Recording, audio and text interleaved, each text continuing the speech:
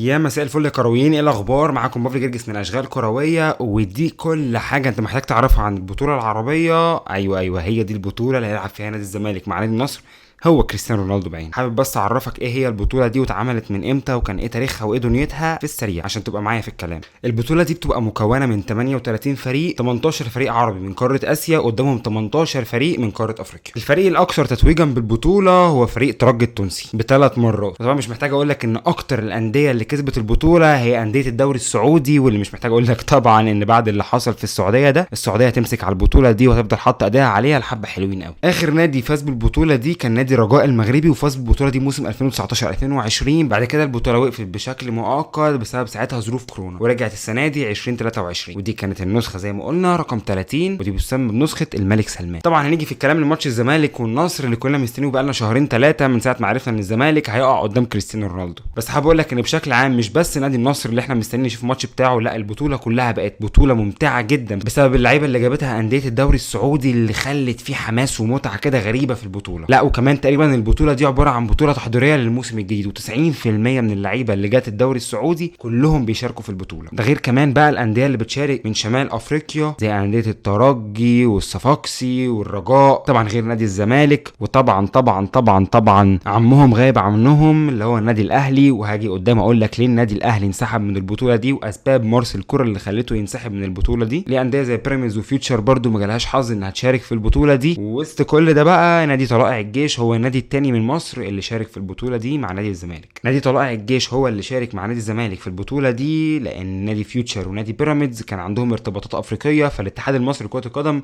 شاف ان لا بيراميدز ولا فيوتشر هيقدروا يشاركوا في البطوله دي. والنادي الاهلي هو اللي انسحب من نفسه وما شاركش في البطوله رغم ان جات له دعوه رسميه من الاتحاد العربي انه يشارك في البطوله، لكن مارسيل كولر شاف انه خرج من الموسم اللي فات بموسم صفري وكان محتاج يريح معظم اللعيبه وانها تبقى في داخله في فورمه كامله ومركزه جدا في البطولات اللي هي داخل عليها سواء افريقيا او الدوري او الكاس. وما كانش عنده علم ابدا انه ياخد كل البطولات دي، وحتى لو كان عنده علم فطبعا في اولويه انه محتاج يريح اللعيبه دي كلها عشان يبقوا جاهزين للموسم الجديد. ابى اعرفك برضو ان نادي طلائع الجيش ما شاركش في البطوله لانه خرج على ايد نادي اهلي طرابلس في التصفيات اللي اتعملت قبل البطوله. هتقول لي اشمعنى الزمالك هو اللي دخل البطوله مباشره من غير ما يلعب تصفيات؟ لان الزمالك من الانديه اللي فازت بدورياتها فصعدت للبطوله على طول من غير ما تحتاج تلعب التصفيات، غير الانديه الثانيه اللي شاركت من الدوريات اللي احتاجت تلعب التصفيات عشان يشوفوا مين المتاهل منهم اللي هيشارك مع الانديه دي. نيجي بقى للجوائز وللتقيل كله. جوائز البطوله دي يا جدعان فين الزمالك لو كان حاطط البطوله دي في دماغه واخدها عن محمل الجد اكتر من كده، لان فرص الزمالك بعد ما خسر من نادي الشباب ومواجهته جايه مع نادي النصر،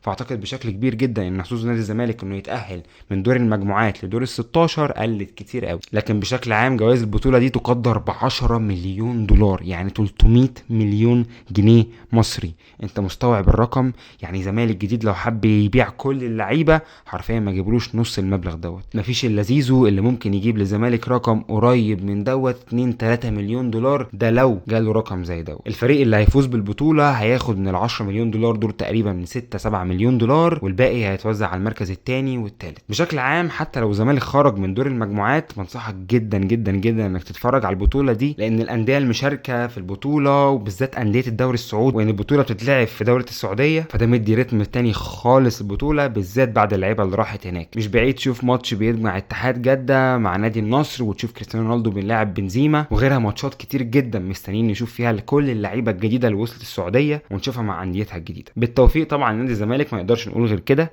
لكن ما اعتقدش، لكن بعيد جدا ان الزمالك يقدر يعمل حاجه قدام نادي النصر. لكن كل التوفيق طبعا نادي الزمالك. وقول لي تحت في الكومنتات شايف ان الزمالك يقدر يعملها ويكسب نادي النصر ويصعد من دور المجموعات لدور ال16 ويوصل لحته ابعد كمان في البطوله، ولا ده اخر مشواره، ولا هيبقى مجرد مشاركه مشرفه، ولا يرجع بقى عشان يشوف اللي وراه في الموسم الجديد ويشوف اللعيبه اللي بتجري من بره دي عشان ترجع على النادي الاهلي تاني. ما تنساش طبعا لو عجبتك الحلقه اللايك والسبسكرايب والفولو، واشوفكم في الحلقات الجايه. سلام.